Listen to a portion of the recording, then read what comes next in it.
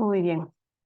Una última vez, por favor, me confirman si se ve la pantalla, si me pueden escuchar fuerte y claro.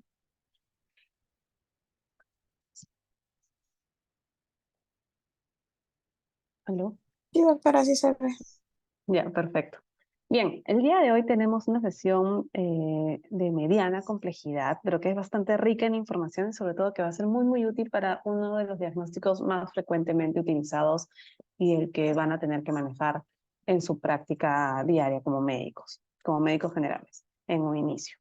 Muy bien, en relación a cómo abordamos la función pancreática desde el laboratorio, es importante que tengamos algunos conceptos iniciales, ¿no? Recordemos pues que el páncreas, este órgano, va a tener un componente endocrino y un componente exocrino, que básicamente nos va a ayudar en el metabolismo de los hidratos de carbono. Como páncreas endocrino vamos a encontrar a la insulina, el glucagón, la somatostatina y el polipéptido pancreático, y como páncreas exocrino, básicamente responsable de la degradación de hidratos de carbono complejos, y acá vamos a tener diferentes enzimas proteolípticas, como por ejemplo la tripsina, la quimotripsina, enzimas lipolíticas, como la lipasa, la fosfolipasa, el colesterol esterasa, y enzimas amilolíticas, como la amilasa. Mencionábamos a la insulina como parte de nuestro páncreas endocrino y conocemos pues que existen tejidos que son sensibles a la insulina, como puede ser el músculo esquelético, la grasa, el hígado, y que esta hormona, esta insulina, nos va a estimular la captación de glucosa y la formación del glucógeno, inhibiendo asimismo como un control negativo la síntesis de glucosa. Luego tenemos el glucagón, que actúa principalmente a nivel hepático, donde va a estimular la formación de glucosa y posteriormente de cetogénesis.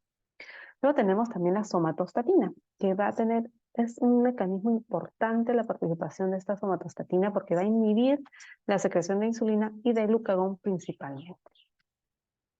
Uno de los principales cuadros que vamos a poder detectar por emergencia es un paciente que va a llegar con un posible diagnóstico de pancreatitis.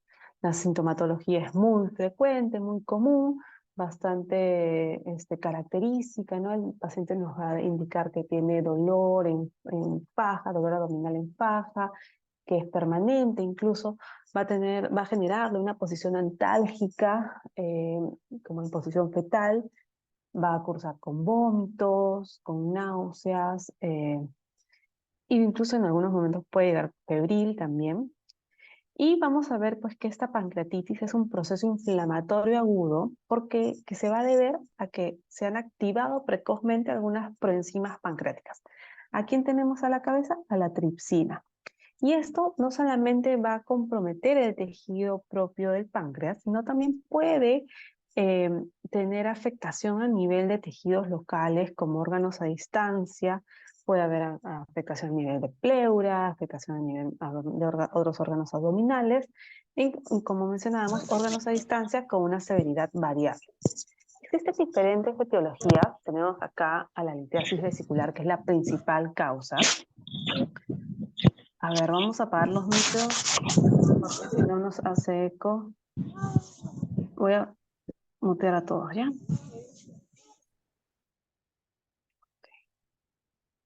Mencionábamos que una de las principales causas, que es responsable más del 50%, es la litiasis vesicular.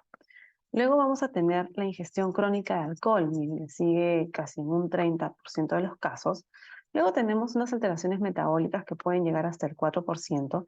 Y acá hay un dato importantísimo. Hay muchos pacientes que pueden andar tranquilos, sin mayor sintomatología, con valores de triglicéridos por encima de 1000.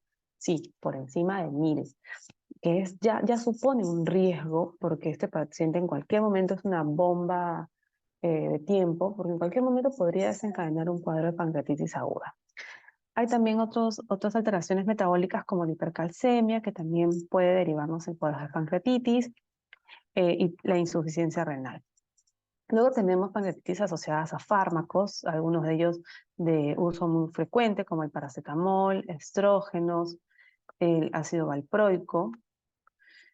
En el caso de traumatismo directo, puede ser de repente un accidente automovilístico donde el timón se estrella directamente contra el abdomen a nivel del páncreas, por un trauma postquirúrgico, de repente con una complicación de un procedimiento de colangiopancreatografía retrógrada endoscópico, el PSR, o también de repente hemos manipulado el esfínter de Oedipe a raíz de tener que realizar un procedimiento de manometría. ¿Qué pruebas diagnósticas nos van a ayudar cuando llegue nuestro paciente con una posible pancreatitis? Primero tenemos la milasa, ¿no? Recordamos que esta milasa, encargada de fraccionar los hidratos de carbono en fragmentos, es producida por nuestro páncreas endocrino, pero ojo, no es exclusiva del páncreas. Va a ser también producida a nivel de glándulas salivares. Por ejemplo, tenemos la isoenzima P de páncreas y la isoenzima S de glándulas salivares. También la podemos encontrar que tiene origen a nivel de la mucosa intestinal, a nivel de la placenta, a nivel hepático y a nivel de trompas de falopio. O sea, tiene un origen particularmente en páncreas, en glándulas salivares, mucosa intestinal y tejido ginecológico. Vamos a trabajar con una muestra de suero. En cuanto al comportamiento, después de iniciado un cuadro de pancreatitis, esta va a aumentar rápidamente en suero, va a permanecer elevada varios días, hasta 4 días, tiene una alta sensibilidad en las primeras 24 horas, siempre y cuando encontremos valores por encima de 3 veces el valor de referencia máximo. Por ejemplo, si 115 es nuestro valor de referencia máximo, si encontramos valores por encima de 350, 95% de sensibilidad de que estemos frente a un cuadro de pancreatitis. Pero ojo, pestaña y ceja, no se va a correlacionar con la gravedad ni con la severidad de este proceso. Por ejemplo, hay algunos pacientes, hasta un 10%, en donde no va a haber elevación de la amilasa. Y esto sucede, por ejemplo, en los casos de hipertrigliceridemia o daño pancreático previo. Mencionábamos en qué situaciones podíamos encontrar la amilasa elevada, por ejemplo, en la exacerbación de una pancreatitis crónica, en un cáncer de páncreas, cáncer de mama, cáncer de próstata, a nivel de esfínter de Oddi, una obstrucción, un trauma pancreático, la permeabilidad gastrointestinal alterada, puede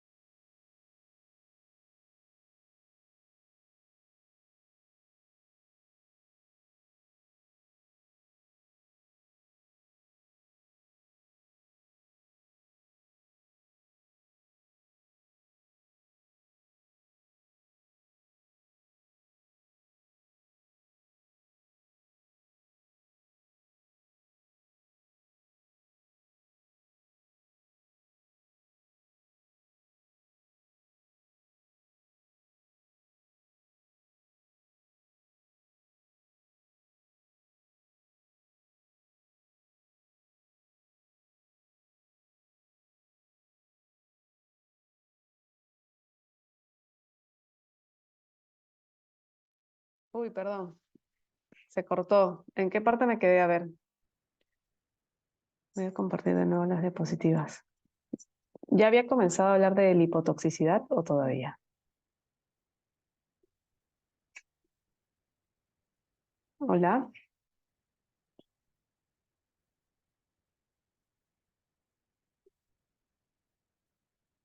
hola, ¿me comentan en qué parte me quedé? Porque ya estaba en la parte de lipotoxicidad. Bueno, a ver,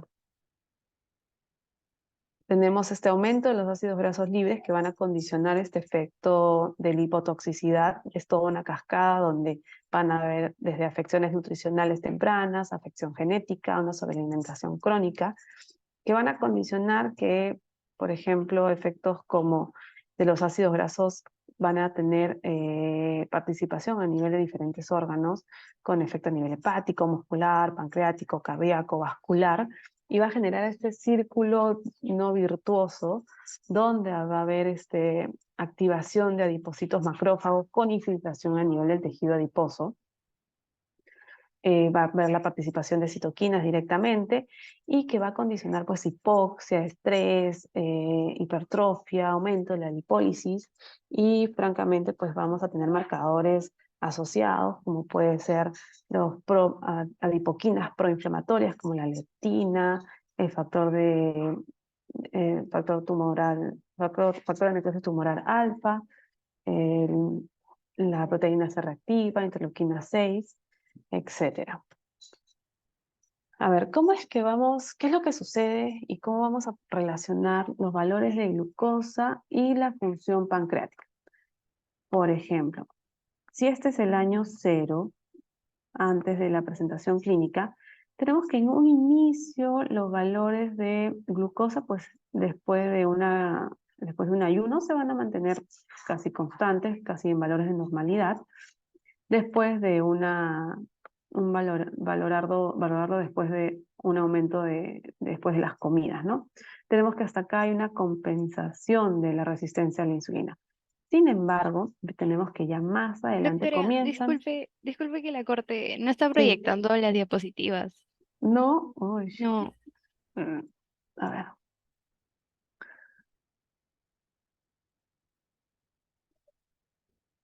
Estoy hablando 10 minutos y recién me avisa.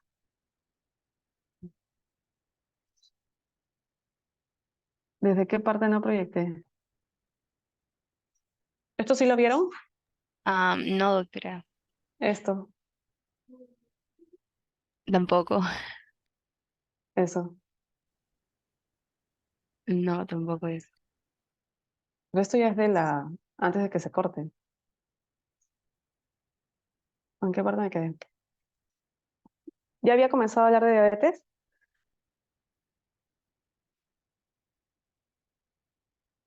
A ver, me confirman. Doctora, eso había quedado en páncreas cuando se cortó. Estamos todos viendo páncreas. O sea, al inicio, o sea, antes, o sea, se había cortado mucho antes. Se quedó como en la diapositiva 7, doctor, Exacto. Ajá, pensamos que se le había ido la conexión y por eso se había desconectado. en Eh, hiperamilasemia. aquí, Ajá, ya. exacto. Ok, ok, está bien. Entonces repetiremos. Por favor, me avisan al toque porque de verdad, mira, hemos avanzado un montón de diapositivas y el tiempo nos va a faltar. Ok, nuevamente. Entonces, en hiperamilasemia tenemos diferentes patologías que pueden asociarse. Tenemos desde la exacerbación, por ejemplo, de una pancreatitis crónica, tenemos la afectación en carcinomas, lesiones a nivel de esfínter de Oddi como una obstrucción, tenemos un trauma pancreático que es directamente pues afectación y liberación de la amilasa. Cuando existe alteración de la membrana gastrointestinal, como en una úlcera, una apendicitis, mencionábamos que la amilasa se va a liberar a nivel de glándulas salivales, entonces en una parotiditis, en una cialoadenitis la vamos a encontrar incrementada. Si también se asocia a tejido ginecológico, pues en un embarazo ectópico, en una salpingitis, en una endometritis, podríamos encontrarlo incrementado. Se menciona también en una enfermedad renal crónica y en una enfermedad hepática crónica que va desde una hepatitis hasta una cirrosis. Luego tenemos otra prueba diagnóstica importantísima y que se va a complementar con la amilasa, que es la lipasa. Básicamente la lipasa va a ser producida en páncreas, en estómago, en intestino y en pulmones, siendo principalmente en páncreas. Esta se va a incrementar rápidamente en las 3 primeras horas, un pico a las 24 horas y va a permanecer elevada hasta por 3 semanas. Tenemos que, acá sí vamos a hablar de especificidad con un valor por encima del 85%, si es que encontramos valores por encima de 5 veces el valor de referencia, es decir, por encima, por ejemplo, de 100. ¿Cuál es esta asociación amilasa-lipasa? Si sabemos que la amilasa está presente a nivel de origen salival y ginecológico, pero voy a encontrar la lipasa también incrementada, pues puedo ir ya descartando ese origen y me puedo orientar más bien hacia un origen pancreático. Luego tenemos otra prueba que es la tripsina, que es una enzima específica. Tenemos 2 moléculas, el tripsinógeno 1 y tripsinógeno 2. El tripsinógeno 2 es el que lo vamos a utilizar pues, para pancreatitis aguda, en el 50% de los casos de pacientes con carcinoma pancreático lo vamos a encontrar incrementado, en los casos de fibrosis quística, en traumatismos, y vamos a trabajarlo con muestra de suero. En cuanto a los criterios de Ranson, estos son algo antiguitos, pero siguen siendo utilizados. Son 11 criterios que nos van a ayudar para evaluar la severidad y mortalidad en una pancreatitis aguda. Tenemos algunos parámetros que vamos a evaluar apenas ingresa nuestro paciente a emergencia y otros que vamos a evaluar a las 48 horas. Básicamente van a ir de la mano evaluando la posibilidad de deshidratación, de inflamación, de disfunción orgánica y de pobre regulación de los niveles de glucosa. Al ingreso, ¿qué parámetros debemos evaluar? Pues tenemos la edad, tenemos el recuento de leucocitos, el lactato deshidrogenasa, la hiperglicemia y los valores de transaminasas elevadas. A las 48 horas debemos valorar el hematocrito, el BUN, el calcio sérico, si es que cursa con hipoxemia, algunos marcadores de acidosis metabólica o si hay secuestro de fluidos. Todos para evaluar si es que existe un bajo riesgo de pancreatitis severa o un alto riesgo. Tenemos puntualmente qué valores vamos a tener que revisar. Para esto nos vamos a apoyar con las pruebas de laboratorio. Por ejemplo, si vamos a evaluar recuento de leucocitos que deberían estar como un punto para los criterios de Ranson, serían leucocitos por encima de 16.000. Si tenemos un paciente con más de 55 años, si tenemos una glucosa por encima de 200, una transaminasa, la TGO por encima de 250 y la deshidrogenasa por encima de 350, cada uno de estos va a ser un punto. Entonces, al ingreso nada más le tenemos que ya ir pidiendo un hemograma, la glicemia, transaminasas, la TGO y la deshidrogenasa láctica. A las 48 horas, miren, vamos a valorar el hematocrito. Si se ha habido una disminución del hematocrito más del 10%, para eso es importantísimo mi hemograma del ingreso. Voy a compararlo. Luego también, sí que tengo los valores del BUN, con un incremento más del 5 miligramos por decilitro, con un calcio menor de 8, con una presión arterial de oxígeno por debajo de 60, que se asocia a esta hipoxemia, con una acidosis metabólica que cursa con un déficit de base mayor de 4, o si veo que mi paciente necesita fluidos más de 6 litros, puedo ir agregando más puntitos.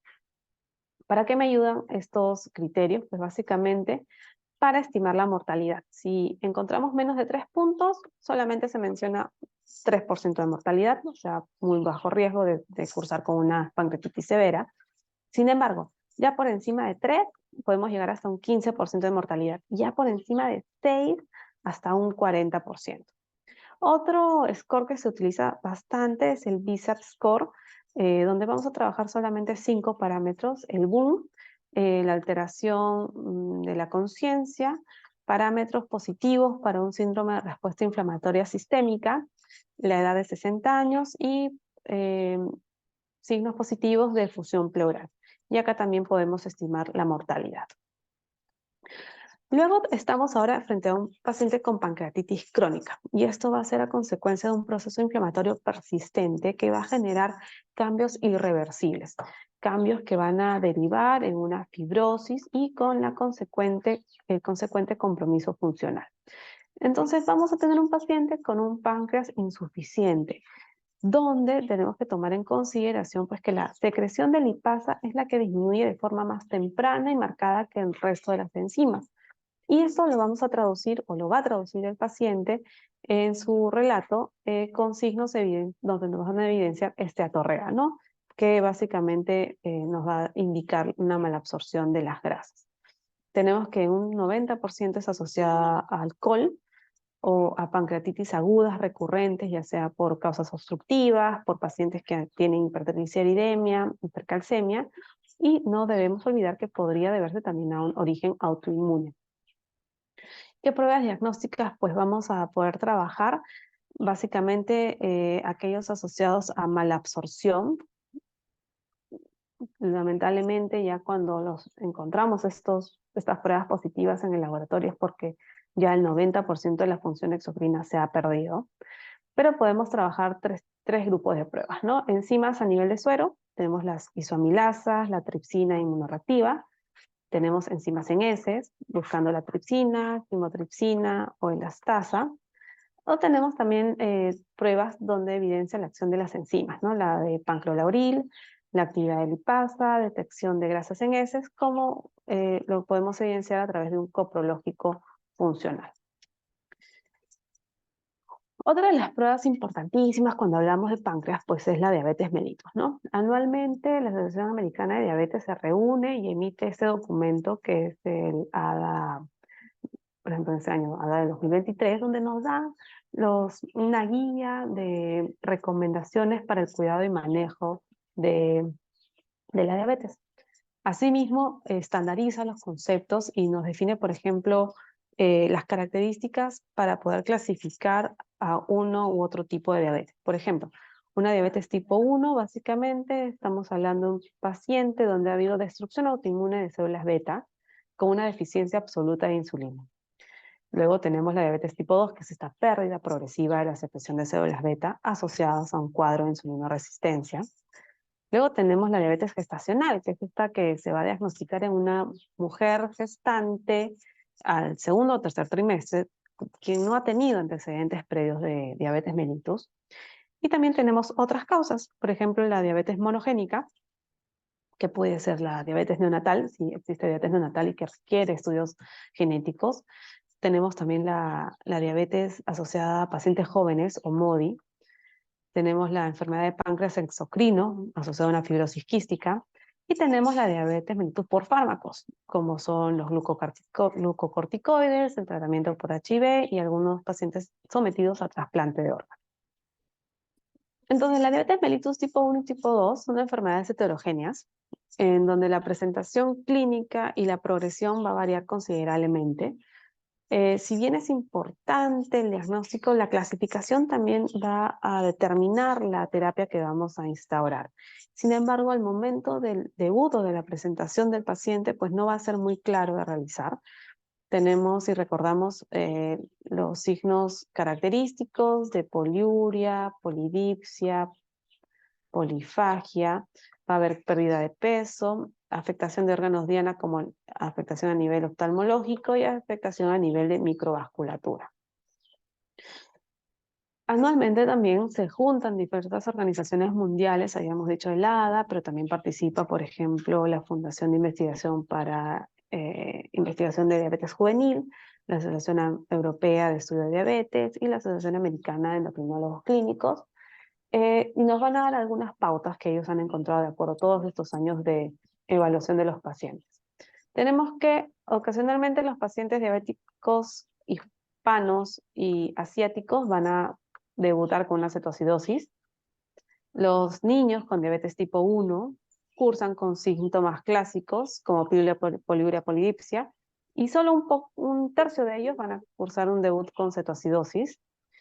La presentación de diabetes mellitus es más variable en adultos, y un dato muy interesante es que la prevalencia de diabetes mellitus en niños y adolescentes ha mantenido un incremento anual, y se estima que de acá en 40 años pues se va a cuadruplicar los número de pacientes que, por ejemplo, ahorita tienen menos de 20 años.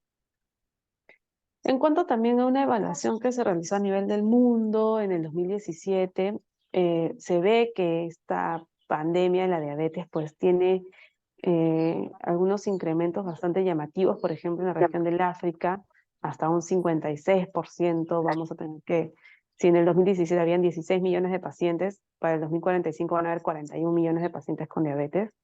En América del Sur y América del Centro, tenemos que, si para el 2017 hay 26 millones, para el 2045 se estiman 42 millones, ¿no? Un aumento nada despreciable del 62%. En resumen, para el 2050, hasta un 165% se va a aumentar la cantidad de pacientes diabéticos y a la fecha tenemos que cada minuto se hace el diagnóstico de 15 pacientes diabéticos.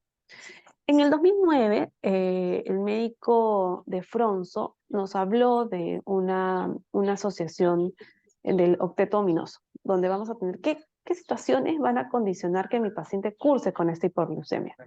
Tenemos la disminución del efecto de la incretina, la disminución de la secreción de insulina, tenemos el aumento de la producción de glucosa hepática, el incremento de secreción de glucagón, la resistencia a la insulina, aumenta la reabsorción de glucosa, hay este incremento de lipólisis, de la cual vamos a hablar después, y también hay una afectación a nivel del sistema nervioso central como una disfunción de neurotransmisores. Todo esto vamos a denominarlo como el octeto ominoso que va a condicionar esta situación de hiperglucemia en nuestro paciente. Mencionábamos la presencia de este aumento de los ácidos grasos libres que va a estar relacionado con la falla de las células beta. Esto lo vamos a denominar lipotoxicidad.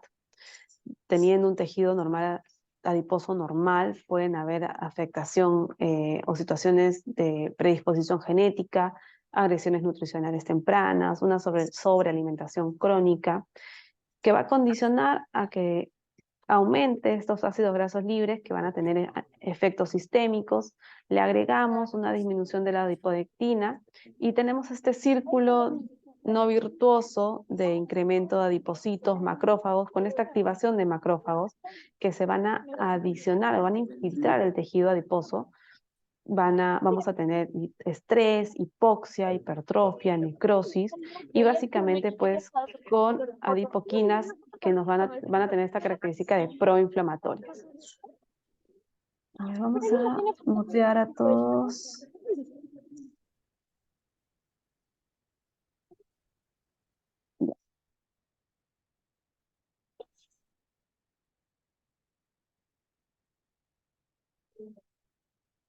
Bien.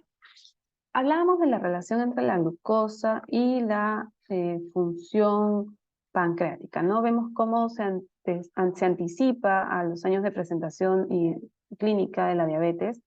Tenemos que años previos todavía hay una resistencia a la insulina compensada, donde no se traduce todavía cambios en los valores de glucosa. Sin embargo, ya conforme van avanzando los años, tenemos esta falla a nivel de células beta, con unos niveles de insulina disminuidos, cursa la resistencia a la insulina y los valores de glucosa post-alimento y glucosas basales pues van incrementándose. ¿Y cuáles son los pacientes que están en riesgo? Pues primero a la cabeza los pacientes que tienen sobrepeso, un índice de masa mayor o igual a 25, y los pacientes asiáticos incluso algo más estrictos, asiáticos e hispanos, mayor o igual a 23. Que tienen uno o más de los siguientes factores. Una glicosilada por encima de 5.7, un test de tolerancia oral a la glucosa alterado, una glucosa en ayunas alterada. Si tenemos un familiar de primer grado con diabetes, mamá, papá, hermanos, si tenemos valores de HDL bajo, si tenemos triglicéridos por encima de 250, si es una paciente que ha tenido un diagnóstico de ovario poliquístico, un diagnóstico de hipertensión arterial, historia de enfermedad cardiovascular, es un paciente sedentario y que a su vez podemos evidenciar al examen de que cursa con signo de resistencia a la insulina como acantosis nigricans u obesidad. Ellos no se nos pueden escapar y debemos comenzar a realizar la evaluación o prestarle un doble check a sus controles de glicemia. Otro parámetro o factor de riesgo que debemos considerar es en todos los pacientes que ya tienen un screening positivo para diabetes por encima de los 45 años. Si los resultados son normales, pues los repetimos cada 3 años. Si es un paciente con prediabetes, sí debemos realizarlo cada año. Un dato importante es que una población sobre la que se está prestando mayor interés es sobre la diabetes en pacientes niños y adolescentes. Acá se ha podido encontrar pues, que existe una disminución progresiva mucho más rápida de las células beta. Entonces hay un desarrollo también mucho más acelerado de las complicaciones. Tenemos un pacientito de 10, 12 años, ya tiene un diagnóstico de diabetes. Si le estimamos 20 años de enfermedad diabética, quiere decir que a los 35 ya podría estar teniendo complicaciones muy, muy severas, siendo la expectativa de vida de este paciente bastante afectada. Entonces, si trabajamos con esta detección basada en riesgo, pues se recomienda realizar estudios de evaluación tanto para prediabetes o de diabetes en niños y adolescentes a partir de los 10 años de edad o después del inicio de la pubertad. De repente, antes de que aquellos que presentan también sobrepeso u obesidad o que tengan uno o más factores de riesgo adicionales. Es decir, tratamos de abrir el abanico para que ninguno de estos pacientitos pediátricos se escapen y puedan tener más, con el paso de los años, pues complicaciones severas. ¿Con qué pruebas hacemos el diagnóstico de diabetes? Pues básicamente con nuestra glucosa en ayunas, ¿no? Este valor es fundamental, mayor o igual a 126, con la glucosa en ayunas. ¿Qué quiere decir ayunas? Que ha habido una restricción calórica de más de 8 horas. Luego tenemos el test de tolerancia oral a la glucosa, con el valor a la segunda hora mayor o igual a 200. Ojo, el valor a la segunda hora. Y tenemos también la hemoglobina glicosilada mayor o igual a 6.5%. Aparte, también puede ser que estemos en una consulta una tarde, pero nuestro paciente viene con síntomas clásicos de hiperglicemia. Al momento debemos pedirle una glucosa al azar y si encontramos valores mayores o iguales a 200 y esto en dos momentos diferentes, pues podríamos estar haciendo ya el diagnóstico de diabetes. Ojo que sabiendo cuáles son los valores de normalidad y sabemos cuáles son los valores de diagnóstico de diabetes, podemos estimar esta ventanita que existe entre la normalidad y la diabetes, que vamos a denominar prediabetes.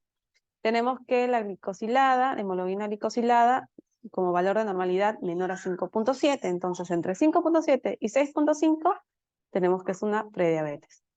La glucosa basal, si tenemos que normalidad es por debajo de 100, entre 100 y 126, pues tenemos la prediabetes. Y en el test de tolerancia oral a la glucosa, si a la segunda hora debemos encontrar valores por debajo de 140, entre 140 y 200, pues estamos frente a una prediabetes.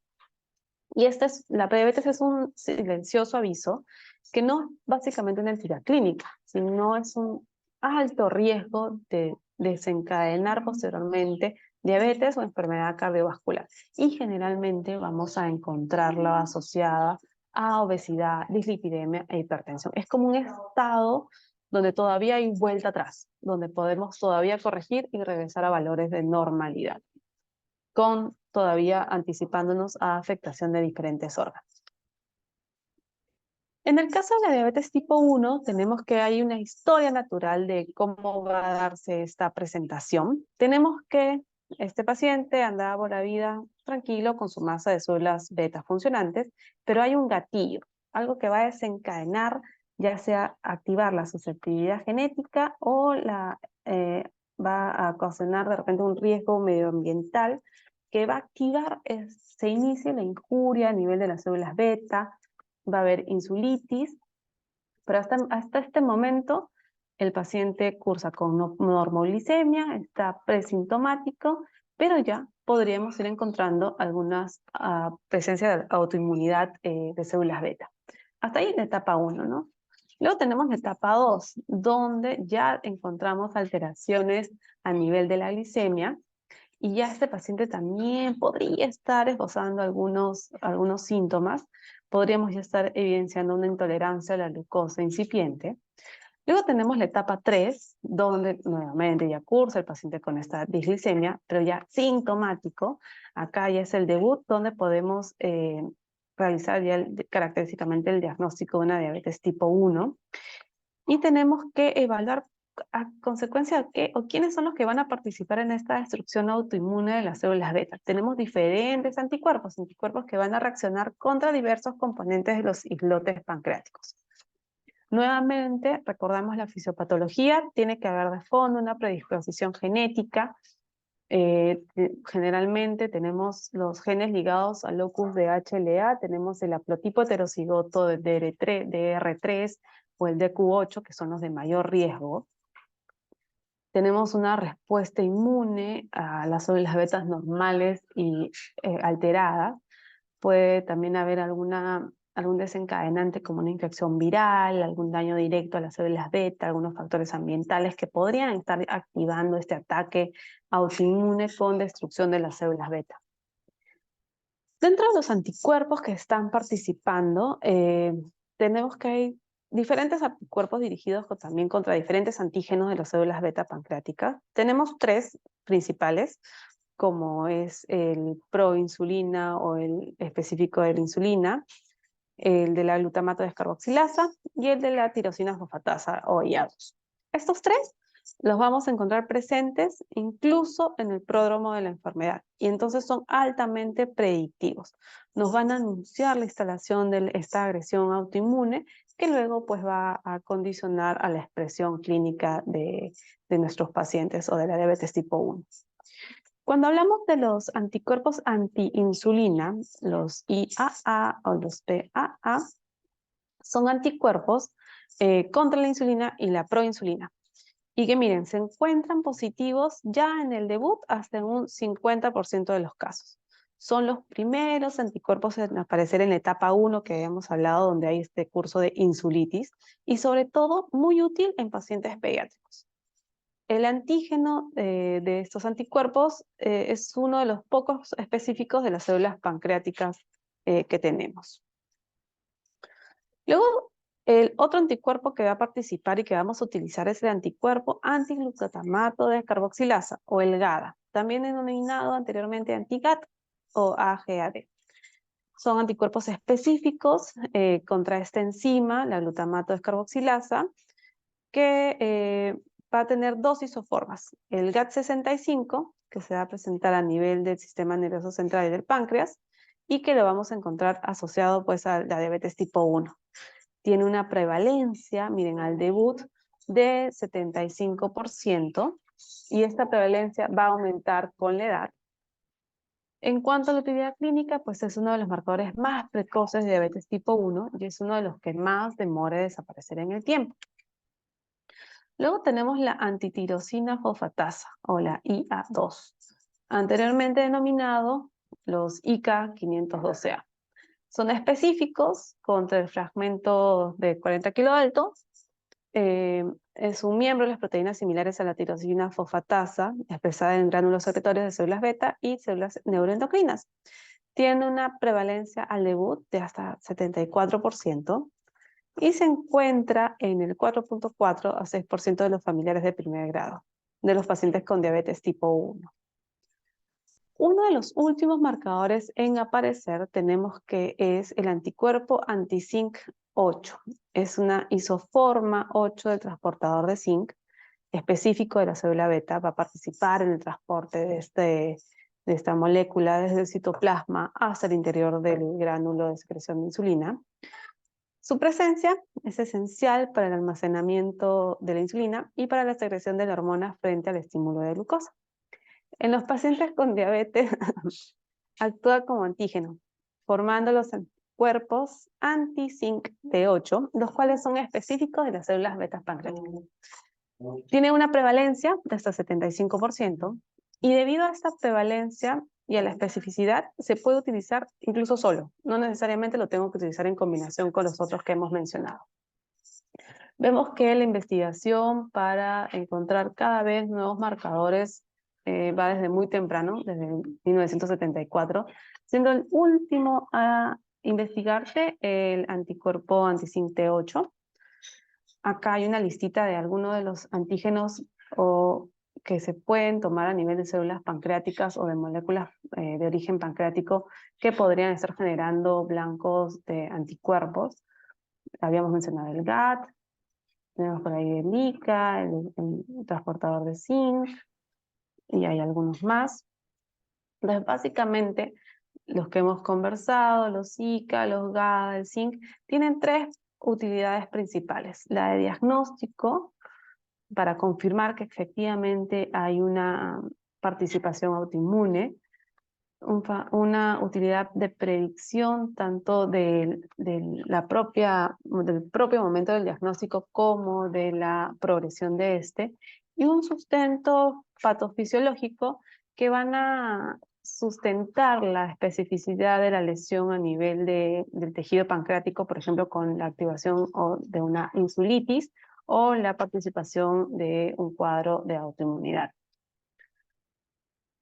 Al estar de fondo con un cuadro autoinmune, entonces generalmente nuestros pacientes de diabetes tipo 1 pueden ser propensos a otros cuadros autoinmunes, como pueden ser y pueden coexistir, por ejemplo, en diabetes tipo 1 con tiroiditis de Hashimoto, con enfermedad de Graves, con enfermedad de Addison, con enfermedad celíaca, con vitiligo, con hepatitis autoinmune, con miastenia gravis, incluso con anemia perniciosa. Entonces recordemos pues que para el desarrollo de una enfermedad autoinmune tenemos que tener esta participación genética, una desregulación inmune, un trigger a nivel de medio ambiente que va a desencadenar posteriormente el cuadro de fondo. Desde el laboratorio, ¿qué pruebas podemos utilizar? Tenemos la glucosa, que podemos trabajarla en suero, en plasma, en sangre total. Podemos tener diferentes, si tenemos suero, pues básicamente trabajamos con este tubito de tapa amarilla que tiene un activador de coágulo y vamos a trabajar con este suero. Podemos trabajar con plasma, en el caso de, si utilizamos un tubito de DTA que tiene anticoagulante, como el que trabajamos para hemograma. Podemos trabajar con sangre total, en el caso de heparina, o en el caso de plasma podemos utilizar fluoruro de sodio. Podemos trabajar en métodos enzimáticos como de glucosa oxidasa, glucosa hexoquinasa.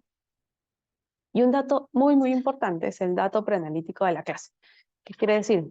Que una vez que tomamos la muestra para glucosa, tenemos que ser conscientes que cada hora que yo me demoro en procesar esa muestra, disminuye en entre un 5 a 7% los valores de glucosa en esa muestra. Si es que esta muestra es coagulada normal, no es centrifugada y se mantiene a temperatura ambiente. Entonces tenemos que ser muy rigurosos con las muestras de nuestros pacientes, porque si las dejamos ahí solitas, nadie las va a procesar, pero tenemos que el suero o el plasma va a mantenerse en contacto con células vivas que van a requerir continuar con la necesidad nutricional y van a jalar, pues, obviamente los valores de glucosa. Tenemos que el diagnóstico, mencionábamos la glucosa al azar, tiene que ser mayor o igual a 200, la glucosa en ayunas mayor o igual a 120 con este ayuno calórico. Tenemos algunas situaciones que van a condicionar incremento en los valores de glucosa, desde un hipercromocitoma, situaciones de estrés, disminuida cuando hay ayuno prolongado o un procesamiento tardío, ¿no? Tenemos la prueba de test de tolerancia oral a la glucosa. Conocer que nuestro paciente debe estar por consulta externa, entonces no se recomienda realizar en pacientes hospitalizados. ¿Por qué?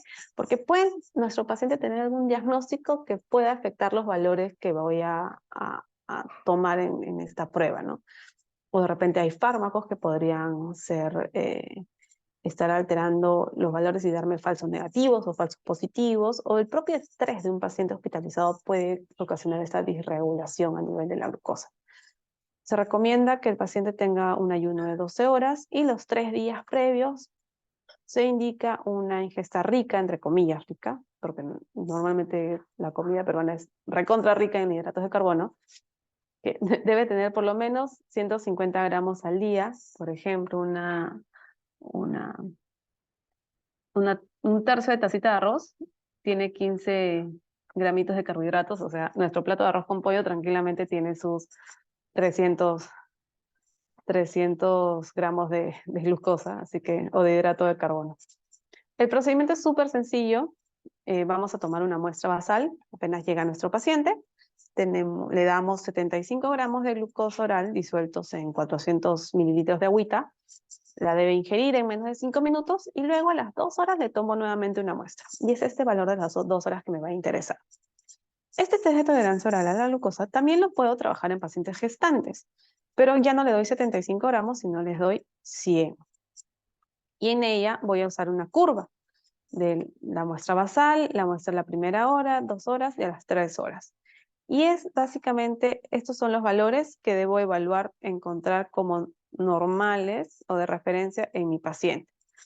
Por debajo de 105 en la basal, por debajo de 190 a la primera hora, por debajo de 165 a las 2 horas y por debajo de 145 a las 3 horas. Si es que tenemos 2 o más de estos puntos alterados, pues debemos considerar ya el diagnóstico de diabetes gestacional. Si solamente encontramos una de estas mediciones alteradas, pues debemos considerar repetir en algunas semanas. En niños también podemos realizar esta prueba, pero vamos a entregar glucosa calculada en base a sus kilos, ¿no? 1.75 gramos de glucosa por kilo de peso del paciente. Tenemos otra prueba que nos permite hacer el diagnóstico o el screening de diabetes gestacional, que es el test de O'Sullivan. Sabiendo que 1 de cada 6 gestantes puede cursar con diabetes gestacional, le debemos indicar a esta paciente como una prueba de tamiz. Se puede realizar en cualquier momento del día, no requiere ayuno, trabajamos con 50 gramos de glucosa y tomamos la muestra 1 horita después. Si la glucosa sale superior o igual a 140, lo vamos a considerar positivo. Y esto inmediatamente va a derivar en que le hagamos un test de tolerancia oral a la glucosa que habíamos mencionado para confirmar el diagnóstico. Tenemos diferentes situaciones que pueden condicionar la indicación de este test, ya sea desde el primer trimestre, si es que tenemos una paciente de alto riesgo, como pacientes añosas, obesidad, el antecedente de diabetes gestacional. De repente ha habido embarazos previos donde ha cursado con esta sospecha de diabetes gestacional, o también tiene familiares de primer grado con diabetes.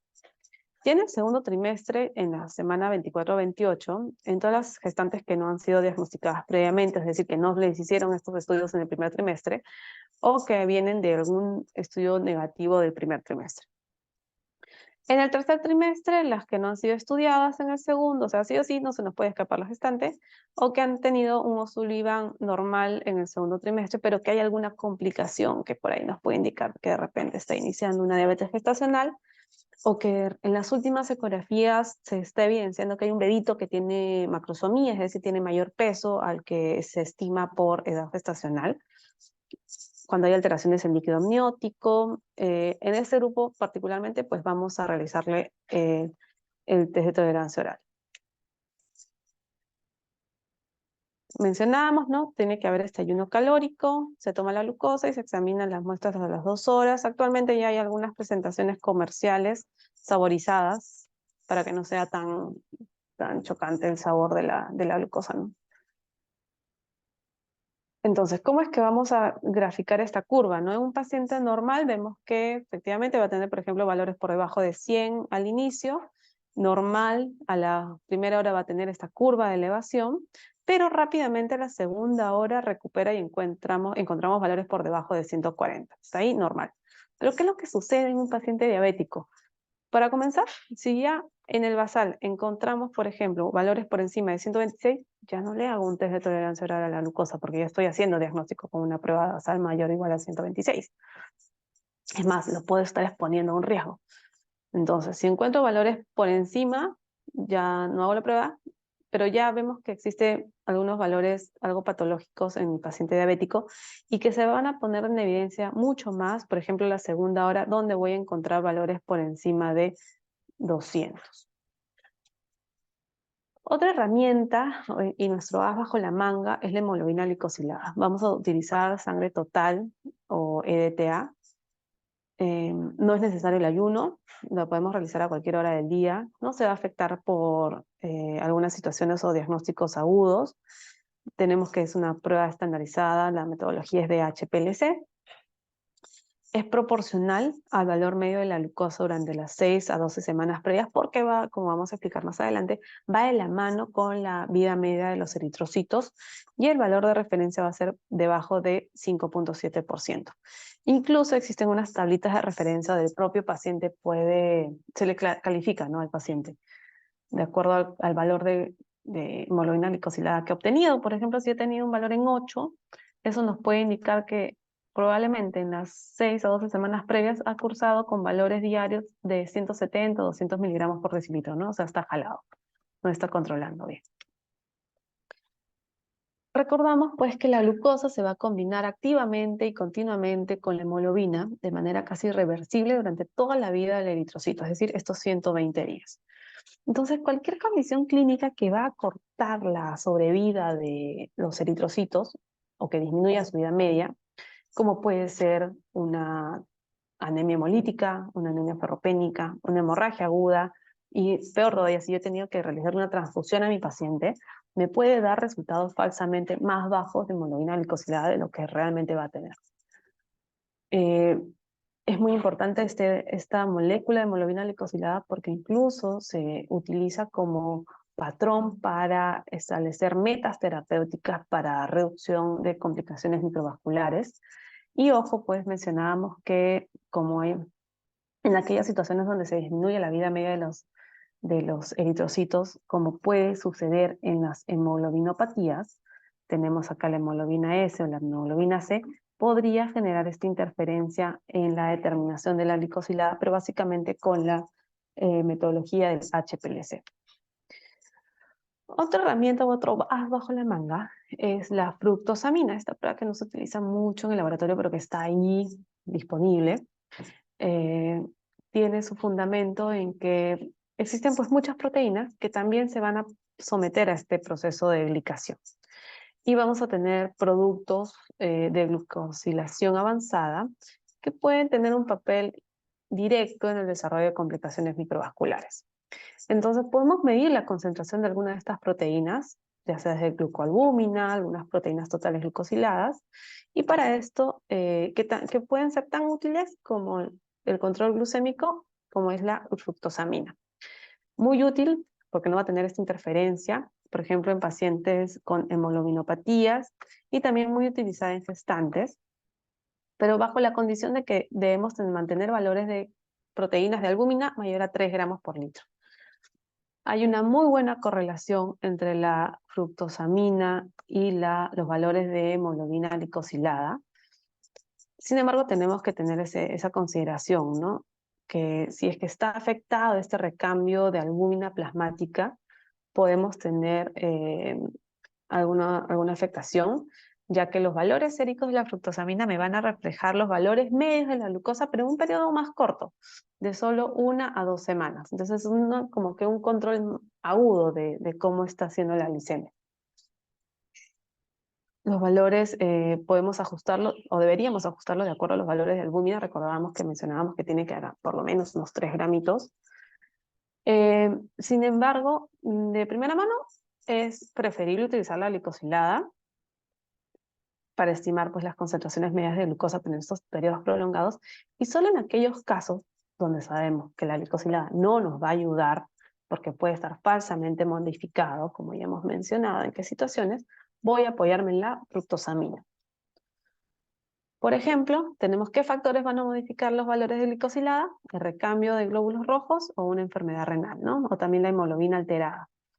Podemos tener una glicosilada falsamente incrementada a consecuencia de un bajo recambio de glóbulos rojos por un déficit de hierro, un déficit de vitamina B12, un déficit de folato, o una glicosilada disminuida por un recambio alto, como puede darse en una anemia hemolítica, en tratamiento con suplementos antianémicos o en tratamiento con eritropoyetina. Luego tenemos el péptido C. Esta insulina se produce por las células beta del páncreas a partir del procesado enzimático de una proinsulina, que va a dar lugar pues, a la forma activa de la insulina y al péptido C, que se va a producir en una proporción equimolar a la de la insulina. Entonces, se usa en lugar de la insulina para valorar la función pancreática. es decir, la capacidad de secreción de la insulina, y por dos razones fundamentales. Porque uno, el péptido C no va a estar sujeto a un proceso de extracción hepática, por lo que me va a reflejar mucho mejor la secreción portal de insulina. Y dos, porque me va a permitir valorar la secreción endógena de insulina en pacientes diabéticos que ya reciben tratamiento con insulina. ¿Por qué? Porque si yo le doso la insulina a un paciente que ya se inyectó la insulina, en el laboratorio yo no voy a saber quién es insulina, ¿es del paciente o es del laboratorio Bayer? Entonces voy a tener una valoración incorrecta. La información que me va a dar el péptido C es inmediata de la situación actual. Tenemos que interpretarlo más que nada de forma cualitativa, es decir, ¿tiene o no tiene insulina? La excreción del péptido C es fundamentalmente renal, entonces en cualquier paciente que tenga una lesión, una insuficiencia renal, debemos interpretar con precaución los valores. Ya casi terminando, recordamos algunas complicaciones que tienen nuestros pacientes diabéticos, sabiendo que vamos a tener casi 109 millones de personas para el 2040 con diabetes y que esto genera un alto gasto en nuestro sistema de salud, pues debemos tomar con atención y evitar llegar a este tipo de complicaciones. Una diapositiva que me llamó mucho la atención y que ya tiene algunos años fue este dato dramático, ¿no? De que cada 6 segundos una persona va a morir por alguna complicación relacionada a la diabetes, ya sea porque incrementa significativamente el riesgo de una cardiopatía, de un ictus a nivel del sistema nervioso central. Los diagnósticos asociados a retinopatía diabética con pérdida de visión, pacientes que inician diálisis o que van a sufrir de alguna amputación como consecuencia de un mal control de la glucosa de su diabetes, es muy de tomar en cuenta. Tenemos que para el 2014 se encontraron 4.5 millones de muertes asociadas a diabetes, siendo el cuarto factor asociado a fallecimientos. Tenemos una situación donde que se va a denominar el DKA, que es la combinación, pues básicamente de hiperglicemia, acidemia y cetonemia, que puede estar asociado ya sea a cetosis o a hiperglicemia o a una acidosis metabólica. Acá tenemos diferentes consecuencias. Por ejemplo, particularmente a hiperglicemia, pues la diabetes mellitus. Sin embargo, puede haber un coma hiperosmolar no cetósico, hiperglicemia por estrés o una hiperglicemia asociada a drogas. Ya un poquito complicándonos en la acidosis metabólica, con alteración de cetonas e hiperglicemia, podemos tener aquellos desencadenados por una acidosis hiperclorémica, como puede ser una diarrea, una acidosis renal tubular o una infusión rápida de volumen salino. Luego tenemos acidosis láctica asociada a anion gap alto, la presencia de salicilatos, falla renal con uremia y una acidosis asociada a drogas. Todas estas van a condicionar, pues van de la mano también con un déficit de la insulina y un exceso de hormonas catabólicas. ¿Cómo es que tenemos estos dos cuadros? La cetocidosis diabética y el estado hiperosmolar. El escenario es bastante complejo, pero vamos a tener que se combinan incluso en el camino.